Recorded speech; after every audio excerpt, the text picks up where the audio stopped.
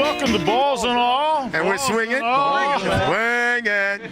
Your sports and leisure show, and we say that for a reason because we do this for you, for your sports and your leisure. And once again, we're down here at the fabulous Perth Equestrian Center watching the rodeo. So it's a great night, and there's a lot of things going to happen tonight. What are we going to be watching? Some guys on motorbikes, aren't we, Justin? That's right, mate, that's right. I'm interested to see what bikes they got down here. I mean, beast versus bike is the theme for the night, isn't it? Beast versus the bike. Hey, Justin, I suppose you wonder if there's a CR down here, eh? Yeah, I guess. But I don't think the rider will crash it as much as you. So, yeah, we're looking out for that, and they're also got some girls coming out, some special dancers. It's for the first time here at the Perth Equestrian Center up here at Brigadoon. Yeah, Brigadoon, not Bendoon. If you remember last time we were here, we went to the wrong place. If you don't know it, Brigadoon. We'll bring this joke back. As we always say, we're going to get the Balls and all rolling. And with me tonight, of course, you can see I got the gang here. I got Justin and Debbie. Hi, Debbie. How are you? And of course James, and of course Wayne. Anyway, Unfortunately, I'm here too, so deal with it. Okay, well, we're gonna get it all happening now. Wayne, just tell them about the first story. Well, the first story I did over at the Morley Recreation Center, and it involves fitness. It involves a training program, which was done by a friend of mine named Mark, and just watch this program because it's very different. It involves a bit of fitness training along with a bit of martial arts. And as you can see, I'm not real good at it, but here it goes. Hello, my name is Wayne Simmons from Balls and All, and as you see, I'm swinging here at the Morley Recreation Center. And the one thing I want to tell you people is that sometimes you don't feel like doing it, you need a little bit of extra motivation.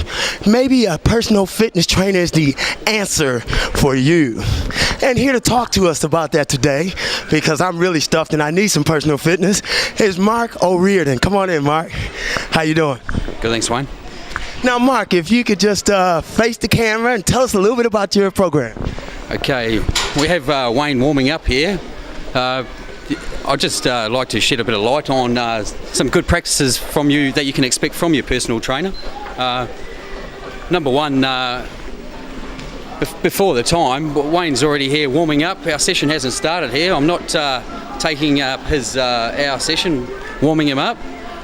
Because Wayne is a top athlete, we can accommodate a program to suit all types. Wayne being a top athlete, I've got a sport-specific program for him today. We're going to work on some leg work for his jumping and his basketball, and also do some shoulder work, which is another important muscle group in basketball. So.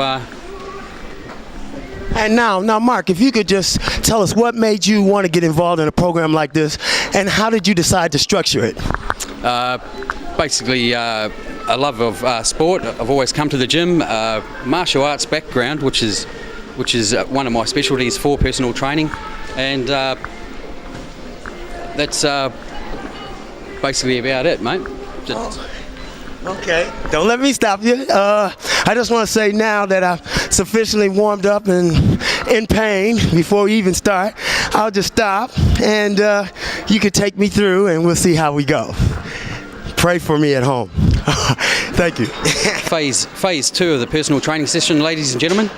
Wayne's nice and warm. We're about to start his training. Doing some stretches now. We're going to start off with some leg work. As I said, it's sport specific for Wayne. As you can see, he's a top athlete, so I've got some really advanced training programs for him today. Obviously, some of the stuff that you will see today is for advanced athletes like Wayne. So please don't try this stuff unless you've got a trainer with you or your gym instructor has given you this in your program. So first thing we're going to start off with is some front Smith machine squats. Wayne's going to fold his elbows across the bar, keeping those elbows nice and high.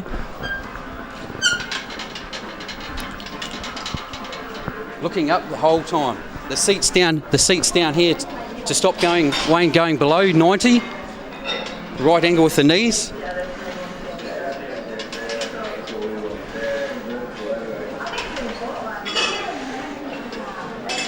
How's that weight feeling, Wayne? Oh, pretty good. Yeah.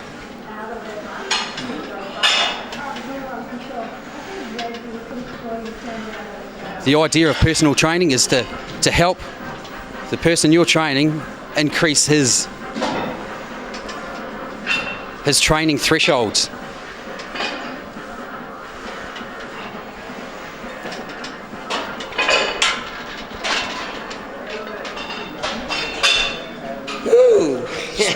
Stretch it out now, please, Wayne. We'll do some hamstring stretches.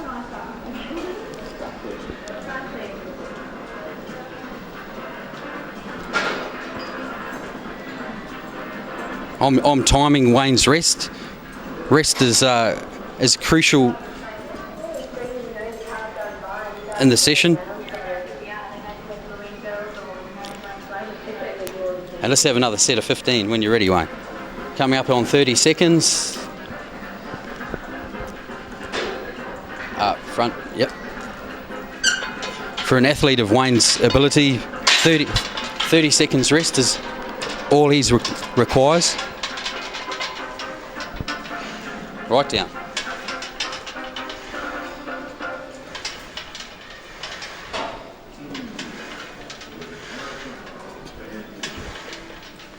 Good work, Wayne.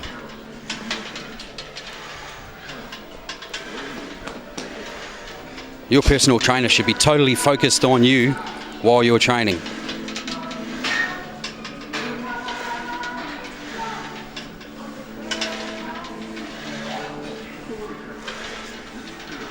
Three more.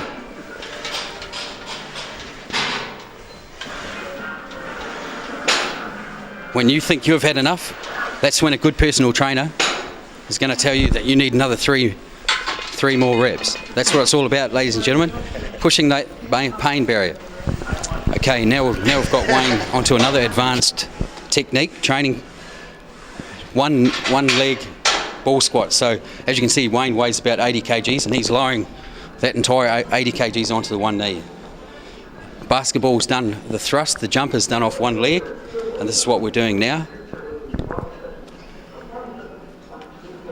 Wayne's making this look easy, but I assure you it's not.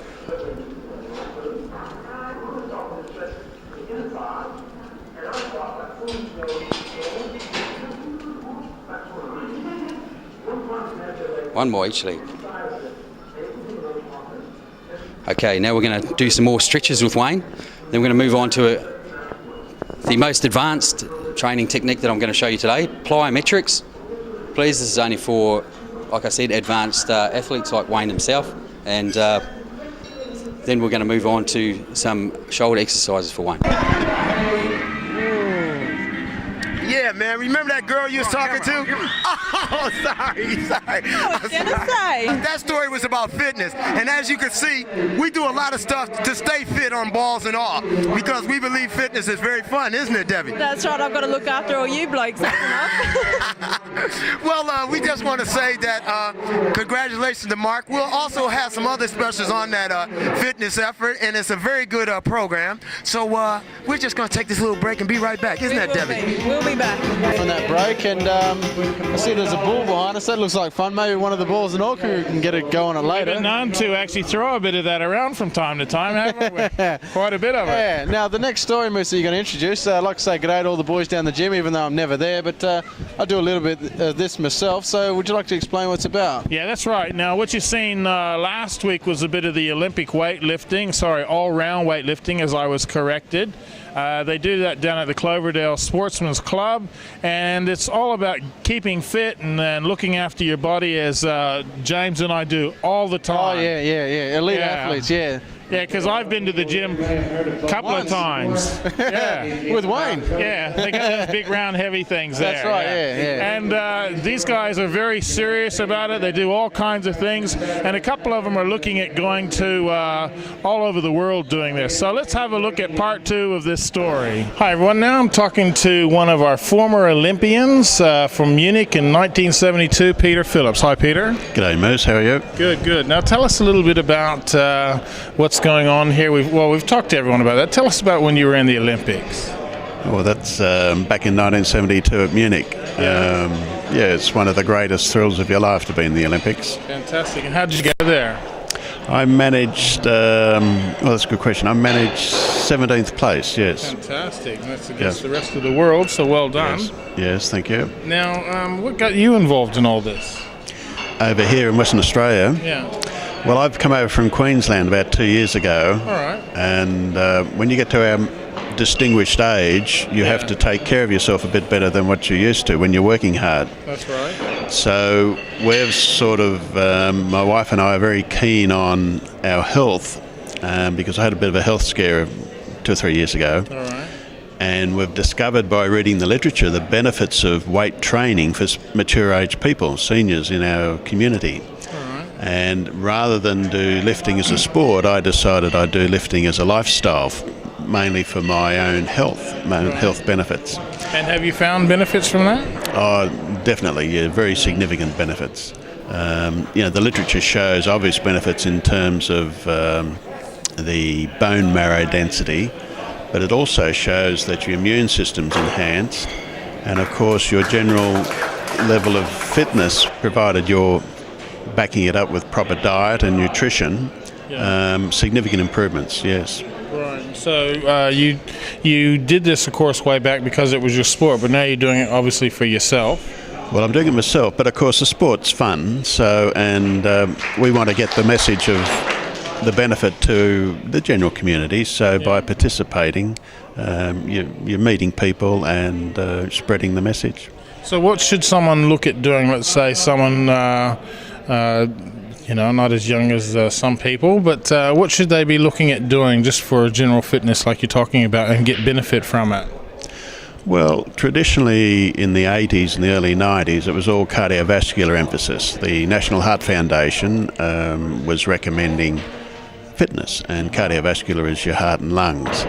Then when the research was showing the benefits of weight training, they're now introducing weights into their fitness work. Any kind of resistance is more beneficial than just the cardiovascular.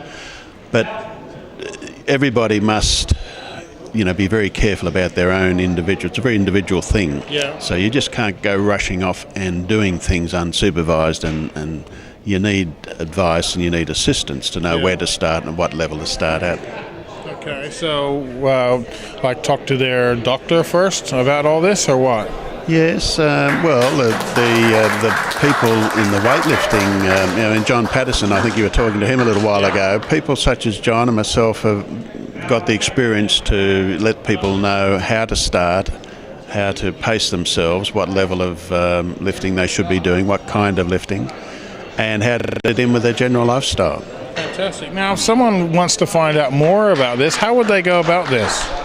That's a good question. You mentioned earlier about literature. Is there like the Heart Foundation or someone like that have anything about this? Yes. There's general literature available, but it's hard to find unless you're used to searching for it. People could approach myself through the all-round weightlifting, or the Western Australian Weightlifting Association would have information on that. Okay. Yes. So how do you feel? Let's just talk about a little bit about the Olympics and our future Olympians. How do you feel the changes from then to today? A lot of the Olympics, we know about steroids and all that kind of stuff and all these things that are changing, but do you feel that in your particular field they're sticking more stringent to the way they're supposed to be, or you feel that sometimes these roids and all that are creeping in, or what do you think's happening there? That's a difficult question to answer because I haven't been involved with Olympic preparation for many years, and so I'm out of touch with what they're doing. Yeah. But observing the sport, obviously they're much more skilled in understanding the nutrition side of it, but they've also developed a lot more, what could I say? It's more a science, would you say? Yes, it's much more scientific approach in terms of the way they set programs, the way they assess their performance, monitoring their performance and evaluating their programs and then adjusting it.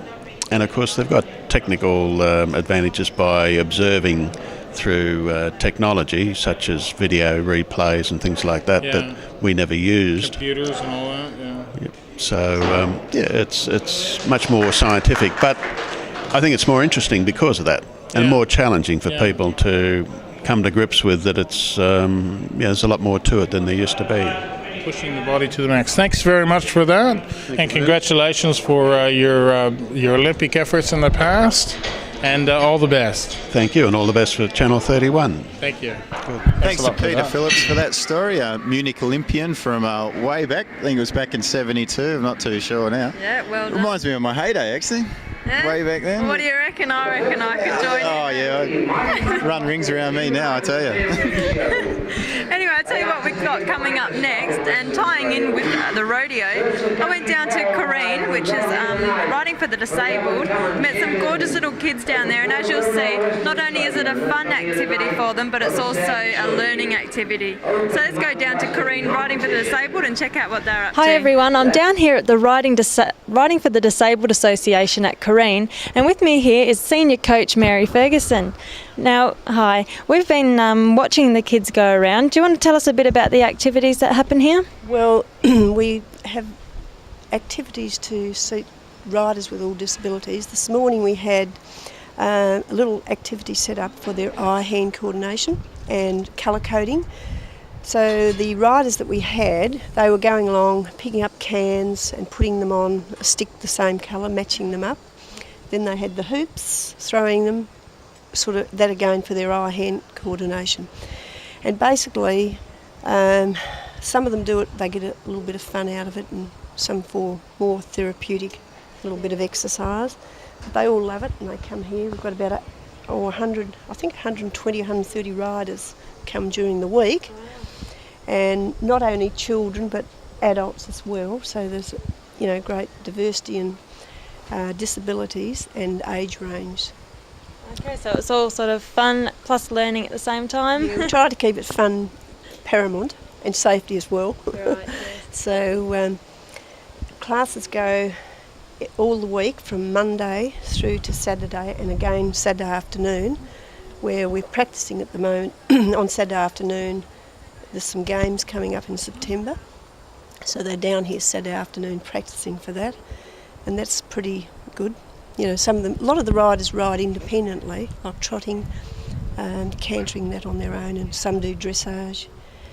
And if we can get them to Pony Club, well, we certainly make an effort to do that. Oh, great.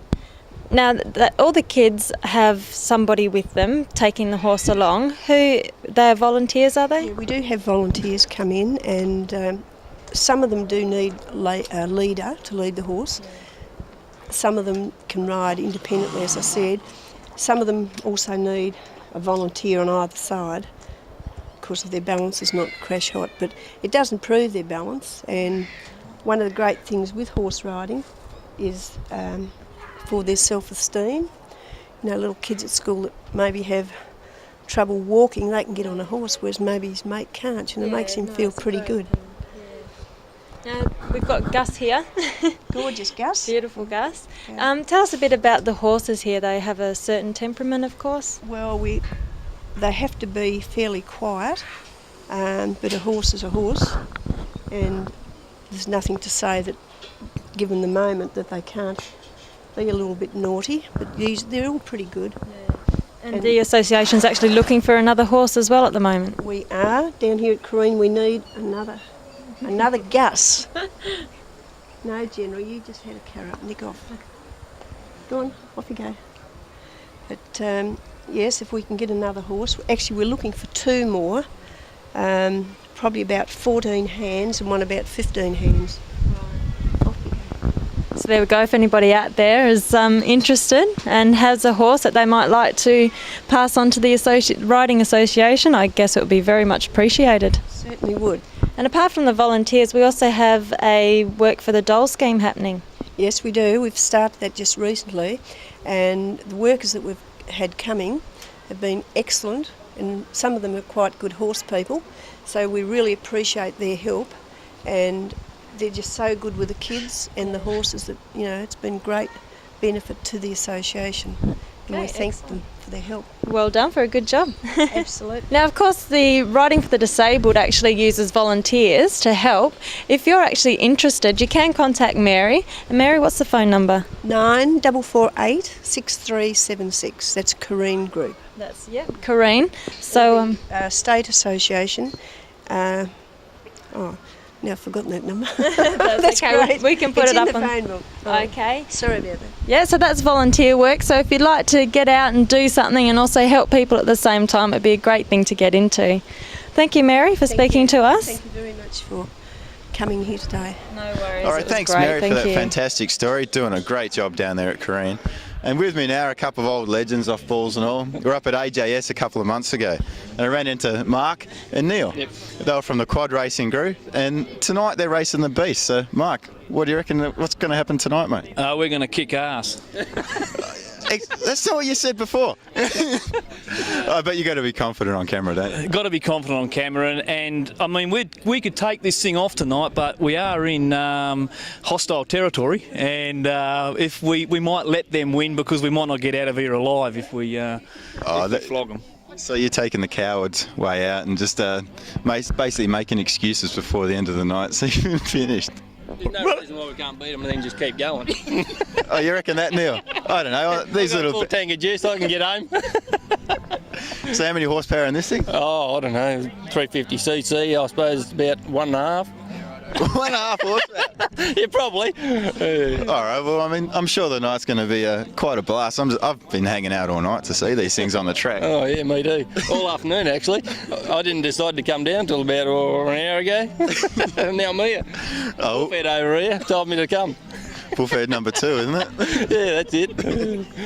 Oh, well, hopefully it'll be a good race, and whether it's equal or not, it doesn't matter. It's going to be a good race. So. Oh, it'll be interesting. Yeah. So what do we got? We got the Yamaha, and we got the... And the EX, yep. And the Honda. Yep. Oh, we got the two-stroke... Oh, sorry, 4-stroke bloody... Two-wheeler, yep. The 400 XF. Yep. Should be a hoot, mate. Yeah. Oh, anyway. We'll see what happens. No doubt they'll be coming up after the break, so stay tuned. All right, welcome back. And with me now is Harold. Harold's a bit of a veteran from bull riding from way back. How are you, Harold? Oh, good. So how long you been in the sport for? Oh, I went to my first rodeo when I was 14 years old. That's about that. That's fantastic. What do you reckon about this bloke in the background? Bit of a hoot, eh? Yeah. Bit of a show-off, mate. You can't do that on a horse, can you? No. So what have you been doing with yourself, Harold? Well, I've been in the States. I just got back. I've been over there 15 months now. And roping, team roping and whatnot. And I won 4 buckles while I was over there. Two in 99. I got 2 of them for the year 2000. Yeah. Your Millennium buckle. I call it Millennium buckle. All right. I win 2 of them after the first year. Yeah. 2000. Harold, I don't mean to be rude, but can I please ask your age? Pardon? Can I please ask your age? Oh, 86. 86, and you're still riding the bull, still doing teamwork, and well, not bull riding. Not the bull riding, just team roping. Yeah. Oh, well, that's fantastic, Harold. Well, I hope I'd be the oldest guy here or in the United States still actively competing. Yeah, so are we going to see you out there tonight? No, there ain't no roping here tonight. No roping tonight. Oh, well, you might have the bikes to watch instead. I mean, if you feel inclined, I'm sure one of the blokes would let you jump on one of those and do a few monos or whatever. Yeah. Well, anyway, Harold, thank you very much for your time. Yeah. And come check out these bikes, mate. Yeah. Okay.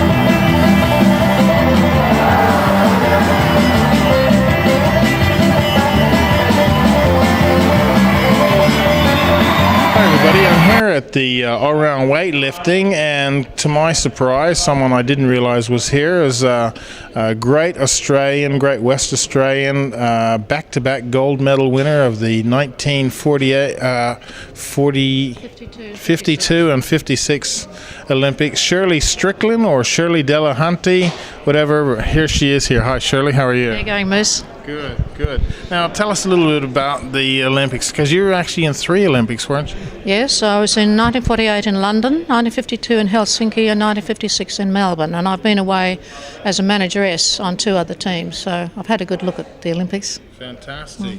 Now, back-to-back gold medals? Yes, the 80-metre hurdles, back-to-back gold medals with world records thrown in. I'm pretty damn proud of that. It hasn't been done by anybody else, and it took a lot of courage to even try, actually. Fantastic effort, because I don't think anyone's ever even really attempted it again, have they? No, I don't think too many people stay in it that long, but in my opinion it takes about 10 years to get to your peak, and that's about what it took me to really tune my event and tune my mind. It took me about 10 years.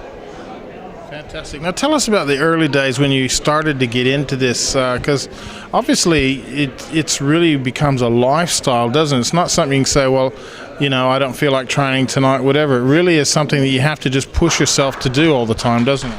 Absolutely, at that level. The issue is that I only really had Olympics. I didn't have much in between, whereas today's world, there were world competitions and world championships and enormous Grand Prix and things like that.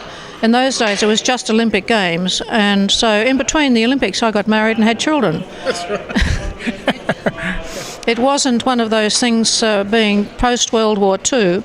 The first Olympics was quite amazing because it was in war-torn Europe in London, and things weren't terribly well organised at that particular stage, but they changed rapidly as the world recovered from World War II, and more countries got on their feet, and the competition got greater, of course. Yeah, well, as you say too, that's a big thing a lot of people should realise when they're watching the Olympics this year, is that these competitors have a lot of other competitions all throughout that they can fine-tune and hone their skills, where you didn't. You just had to walk in, and if you didn't do it on the day, you're out.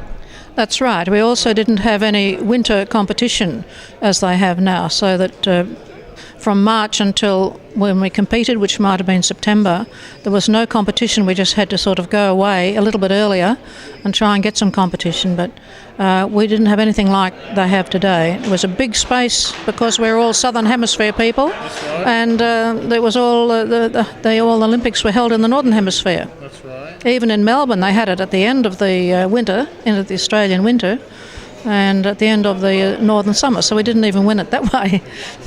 Now, obviously, some great memories about winning the gold, but any other things that stick out in your mind about just when you were there? Like we know Dawn Fraser, how she found a flag that she shouldn't have found, things like that. But anything else that kind of sticks out in your mind about the Olympics? Associated with the Olympics, there is an enormous amount of, in my day, of travel and visits, so that it was an education in itself. We were pretty grateful and very hard working. I don't think we ever did anything like Dawn liked to do. I took it pretty seriously. And I was captain of the team at every time too, so I was not prepared to start fooling around. Yeah. But yes, the changes, the dramatic changes, and also the things that happened to every Olympics. For instance, in Melbourne, we had the Hungarian Revolution. Yeah.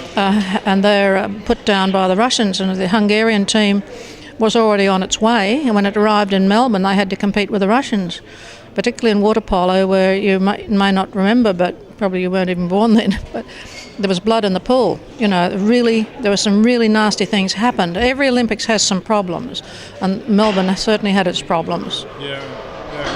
Now, you're here today, we're at the, where they're doing the weights, and what's your involvement here? One of my athletes, Trent Hunter, who's the national under 20, 110 metre hurdler and a very good sprinter, He's doing weightlifting with these people to improve his strength. He's only 18, so he needs a bit of this, and he's enjoying it, so it's really cross-training. So I had come out to see how he's going. He's looking pretty good. And also looking for a sponsor as well, isn't it? Definitely looking for a sponsor. It's cost a lot to bring kids through sport these days, and until they make it and get a sponsorship, it's really tough on the parents. So, what about, just curiosity, the WACE, Institute of Sport? Do they help out the sprinters and all that? With WACE, it's a bit of a problem for the younger people like this, because WACE finds the money to help them when they have already made it. Okay. And I don't think he would be recognised as having made it, but with a bit of luck, when he goes to Sydney in a couple of weeks' time with another coach that I work with, he will probably make the team for the World Juniors in Chile in September. So that would be a great thing. If he can get that, maybe then the sponsorship and the support will come. But till you get there, that's really hard. That's right. It's really hard. All the costs of the sport and the fact that you're just out of school and you don't have a job, and it's just really tough in that. Because obviously the regimen or the training, whatever, is very full on, as you just mentioned, if he wants to aspire to go to the Olympics himself. That's today's world. You have to really give it the full shot, unless you want to just do a half-hearted effort. So that. Well, you don't get to the Olympics that way, do you? No, to buy that time is damned hard. If you could only get that time to train, that's all the athletes really need. We'll just get his name again. That's Trent Hunter. Trent Hunter. No relation to Ian hiding over there behind you? That's his dad. Well, we thank you very much for talking. And just one thing, obviously you're following the Olympics and you're still very much involved. How do you feel we're looking for 2000? In the Games, you think? Yes. I'd like people to realise that gold medals are not the only thing, that people who get out there and get into their team and get into selection are really to be valued and to be honoured. I remember someone saying to me recently, well, your 3 gold medals, that's all we should want to talk about. And I said, are you telling me that silver's not success and bronze is not success? And just being accepted, people should realise. That's absolutely right. And we should be encouraging people to have a go. And if they fall away from it, nevertheless they had a go. That's better than never having tried. That's right. Because here on Balls and All, we spoke to a lot of hopefuls, and to see the lifestyle that they put themselves through. I mean, needless to say, like Danny Green, we spoke to a while back, who's looking to going for gold. As a boxer, you can't tell me he's every day, the food he eats, the mental pressure he puts himself under, and the fitness side and everything else. So they're not out at the pub, they're not kids on the street corner. They're doing something. So just to be accepted, surely they all deserve a pat on the back. Well, more than that, I think we should respect them. There's so much criticism of young people these days. I think we should respect young people who are prepared to go out there and take care of their bodies and their minds and try very hard to achieve something. That's what we have to admire. And they're trying to do it, of course, for Australia and hopefully West Australia. Yes, and for themselves, of course. It's all about self-esteem, getting to know yourself, knowing what your body's capable of doing, and getting to know what your real personality is like. Just what how it's really forming the whole human being, going through this sort of trying time. Well, something we've always pointed out here, and we'll continue to point out, the statistics are that the little troublemakers, there's only 4% of the young kids out there causing the problem. So we're really lucky, and obviously being formerly a Yank, living here, very happy to see that 96% are real good kids out there doing something for themselves and for others.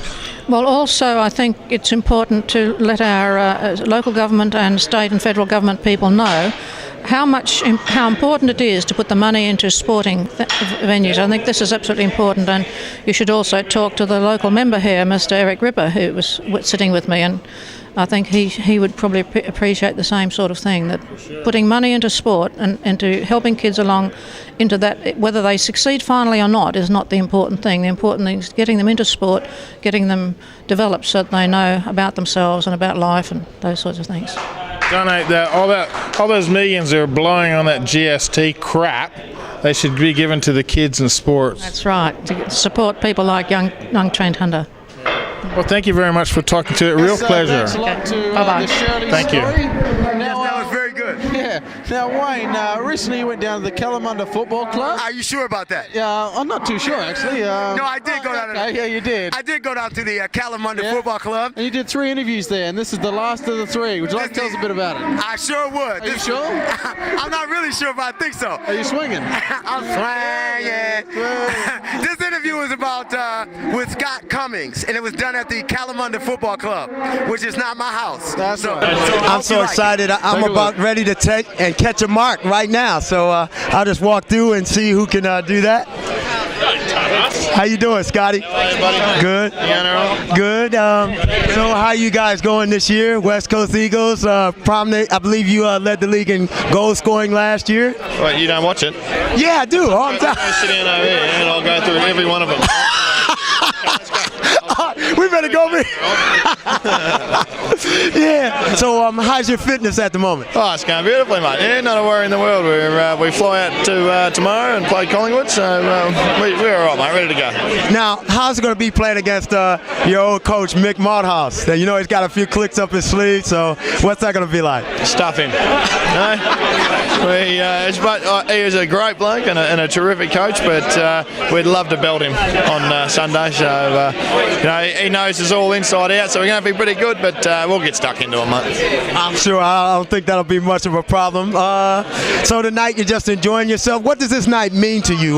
Were you involved with this club, or? Oh, I'm born and bred up here, mate. I lived 2 k's down the road, and Kalamunda. I went to the primary school next door, and all. That's where I'm from, So it's good to come back up here and catch up with a few old faces. We'll just have a bit of fun tonight, Excellent. Now I know it must be a big thrill for a lot of people around here to know that no matter what successes you have, you always take time out to come back and see them. So I think that's a credit to yourself. Oh, it's easy to do. You never forget where it all started and where you come from, and these people were my friends then, so they're still my friends now. So it's good to be here. We'll have a bit of a laugh tonight and a bit of a muck around, so nothing too serious.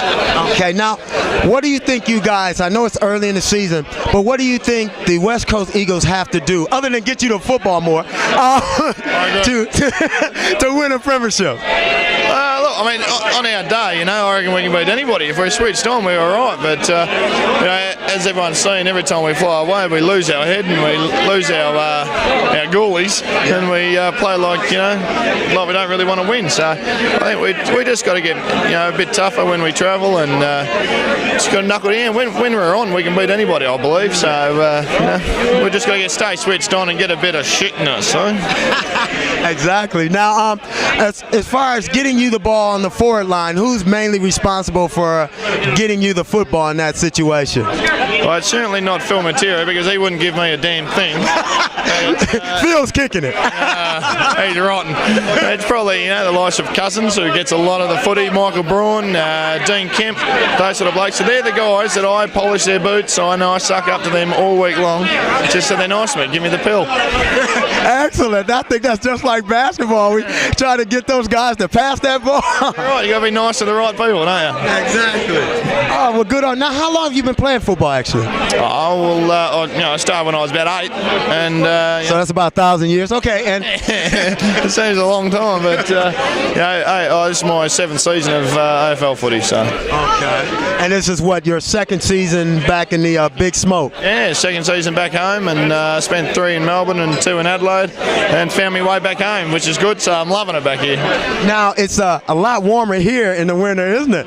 Oh, mate, it's winter all the time in Melbourne, so there's no need to wear shorts or t-shirt at any stage. But it's just brilliant here. Like, how about today? 23 degrees or something. It's May.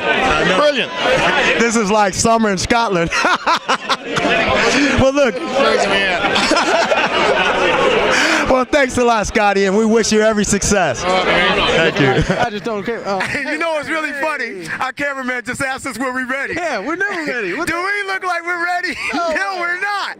Okay. Hey, ask me on a cornflakes packet. I did. I was not Michael Jordan. Anyway, I just want to say that, you see that cow right there? It looked to me bad. I've looked better. Now, anyway, just to make a long story short. Another guy's giving us a wind-up signal. We better go. We better go. Yeah. Tony's giving us a wind-up. He's a big guy, so we're gonna break. Cut to a break, actually. So make sure you stay with us, and we'll be back right after these messages. Hopefully.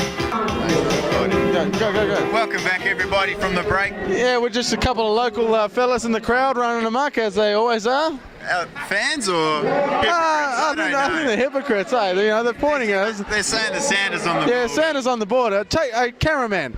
Make sure you. Girl, don't worry about it. Cameraman, stay there. No, I mean Beast versus bike. What do you reckon? We had the quads come out. We had the Yamaha 400 come out. I wish I had a bike so I could be out there on the bike. Tell you what, mate, they were awesome, mate. Good to see Neil won. Okay. The man from AJS doing a fucking The great boys. job. Absolutely, mate. What story you got coming up next, mate? That's right. Recently we went down and we did a story. The Hippie Club and a lot of back. Yoo-hoo! Our home team. Hey! Yeah, the Hippie Club and a lot of backpackers. They used to have, obviously it's over now because the summer's over, but they had a volleyball competition. And it was quite good, so take a look at the story. Hello, I'm James from Balls and All, and I'm doing a story on beach volleyball. It's on the corner of Vincent and Charles Street. I'm just talking to a team who just won, which is the Hippie Club team. And what's your names? Marie. Steve. Chris. Matt. Matt. Now, how long has this been going on? 8 weeks, I believe. Yeah. Yes. And you guys play every week? Yeah. Except when it rains. Yeah. We don't play then. And who can play? Like this is the Hippie Club team. What other competitors can play? Can anyone come down and give it a go? Or Generally we're like semi-professional, but we get the local backpackers in down here to have a bit of a hit around, and yeah, we all sort of have a good time. It's sort of going into winter, but it's a fantastic day down here. It's just a great day for volleyball, and volleyball is the winner today. Jeff Newman. And the backpackers and that who come down, how do they get involved? Generally we know of about 42 backpacker hostels around Perth because we associate them on a Tuesday night, Backpackers Night at the Hippie Club. And what we do is we give them a call and ask them if they're interested in playing against ourselves and other backpacker teams, and it just gets communication going with the other teams and interaction, and it's just all-round good sort of a sport to do. Yeah. And is there any kind of money involved for the winners, I suppose, or the competition? It's all under the table. Yeah. Good stuff. No, not any money. There is a few incentives such as Hippie Club bar cards, pens, stickers, t-shirts, hats. Also today being grand final, we do present them with trophies for the winners. Oh, great. Now, do you guys, do you have other members who come down on different days, or is it just you guys play every week? You guys have made the cut, so only the cream of the crop here. All right, I got to let you go. We'll talk to a couple more teams, and the best of luck. Thank you very much. Thanks a lot.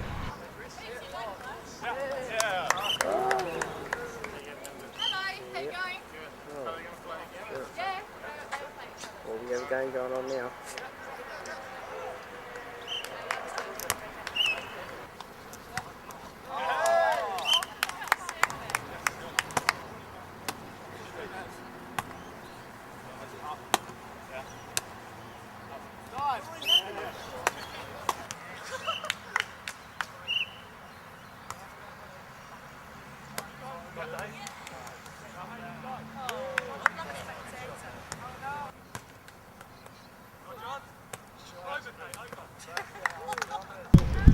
Now we're speaking to the Hippie Club team who did win this thing. How do you feel? Really wrapped. Yeah. Static, yeah. Been training hard for it, so it's good, yeah. So you think it's going to be hard to win again next year? No, not at all. Yeah. No. And will you have any other events probably during the winter to train for? No, we'll probably just sit back and drink. Yeah. Naked Twister. Yeah. Naked Twister. Yeah, that's always a winner with the people, isn't it? Naked coins. Yep. Naked jump leapfrog. Yep. Naked Monopoly. And what do you think of it? Not much really. I mean, easy victory. Congratulations to all the other teams for entering, and just can I say something? Ned, will you marry me? All right, thanks a lot. Thank you. Yeah. Now speaking to the organisers, one of the organisers of this event, Linda, how you going? Good, thank you. Okay, now you organise it. What was the whole idea behind the event?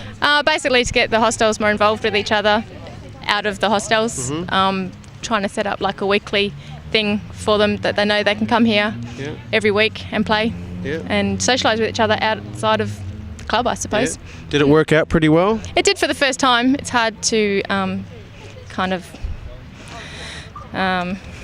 Lost the word. I've lost the word. It's hard to kind of monitor, I guess, because we'd only been running it for about a month. Yeah. And with winter coming in so quickly, it was, the weeks were broken up a lot. Yeah. Because last week wasn't very good. That's right, very hard with the weather. Yes. But today's is the final, Yeah. and then the season will start again probably October, November. Yeah. And then we'll go from there and make it a weekly thing. Awesome. What do you think, like, over the winter? Do you think maybe the Hippie will do it some other sporting event? Well, we actually got involved in the Red Backpackers soccer match starting next Monday. So we'd hope to possibly get more hostels involved in that as well. Yeah. Just to, give them something else to do, I guess, and invite them down to the club, of course, every Tuesday and Thursday night. Yeah, that's great. Now, you were actually refereeing out there. What were the rules? Oh, I just learned them myself, but basically whoever's serving wins the point, if they win the point.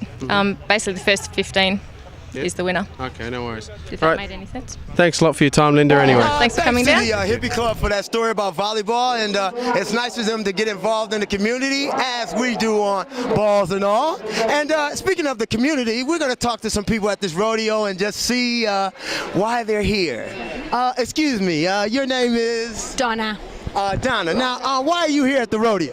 I'm interested in horses and cowmen. Okay, then now what's your favorite position? As far as advantage point, as far as watching the show. I look at the front. The front. That's pretty rare with some men, but that's very good. Now, is there anybody you want to say hello to? Yes, I want to say hello down there. You want to say hello down there? That's very good. Hello. Okay.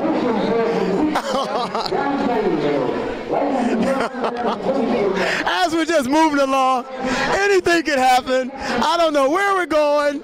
We're just cruising. And I guess while we're here, we might as well speak to Jillian. How you doing, Jillian? Hi, Wayne. Good to be here with you again. Good to see you back so soon. That's good. Now, we want to thank you guys for allowing us here, and your hospitality's been fantastic.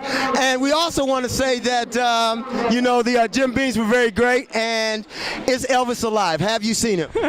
Not recently. You promised me you wouldn't ask that. Oh, sorry. Well, if you've had a few beans, I've seen Elvis a couple of times tonight. Now, if you want to tell us a little bit about what's going on tonight.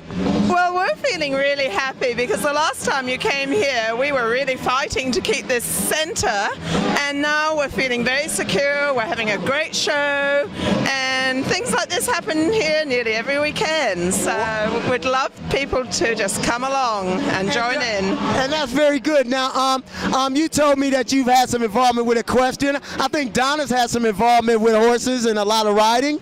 Yes, I come from a wheat sheep farm. I know that's boring, but I used to ride horses all my life, and I have a passion for horses. Oh, that's very good. A lot of these cameramen have a passion for something else, but we'll get into that later. Now, as we move along, I just want to say that what do you think is the thing that's most intrigues you about getting involved with this rodeo? What, your involvement? Or your involvement. What's the thing that intrigued you the most? Oh, I think the bikes against the horses. It's been a real thrill. And, of course, the horses won every time, hands down. And that's pretty good because I think a couple of our cameramen want to do some riding tonight as well. So we just want to thank you, everybody, for your support, and we wish you all the luck. All down there. Oh, and those horses. I think they wanted to ride some other horses, but we'll talk about that later. We want to thank you. We want to thank you, Donna. Wayne, you're beautiful. Thank you. And we want to thank you, Jillian. Thank you. It's been great having you here tonight. Come back again soon. Thank you very much. And that's it. And we're not live, but we try to be, and we're at the Equestrian. Moose is my mate. And Moose is Donna's mate. So everybody have a nice evening. And if you haven't been drinking a lot of orange juice, that's tough. Hi, everyone. Well, look, we've had a great time here, haven't we, gang? We have. We've had some fun. Now, we've had a ball. What story? What do we got to talk about here? Oh, well, I just wanted to say that the night may have ended for all the horses, but for the rest of us... the people are rocking on, aren't they? Everyone is rocking on and bands on till about 2 o'clock in the morning, so... It seems as though they've got a good babysitter group happening here, but all you got to do is give them a barrel wrapped up in a plastic tube or whatever it is. Keeps the kids entertained. And they just lose their minds. It's amazing. Crazy, baby. It's crazy. What about the Supercross? Debbie, like we spoke about last week's show, we've got Supercross tickets to give away, but get your entries in quick. Today. We don't want to mess around. We want this thing organised. We want you guys to be there. We want to give you some tickets. So get your entries in quick. The post office address is on the screen at the moment. So get your entry in. Make sure you beat a few kids up on the way. Get them in before you mug them. Get them! This is mayhem. It's madness, and we love it. We've lost James. We've lost James. Hey. Yeah, we want to thank everyone here at the Equestrian Center. We've had a great time. We love everybody. Some people get bowled over much quicker than others. It's a great night. We love everybody, Come down don't we? sometime. Yeah, we love everybody. Come down sometime here to Brigadoon and have a look. That's a kid. And have the motorbikes, everything tonight. Now, nice hat. Become a friend of 31. We've been saying all week. We really want you to get in behind us. It helps our show keep going. Everything's crazy here. It's really rocking. Thank you all for watching. And the name of the show is Balls It All. We'll see you next week. Hey,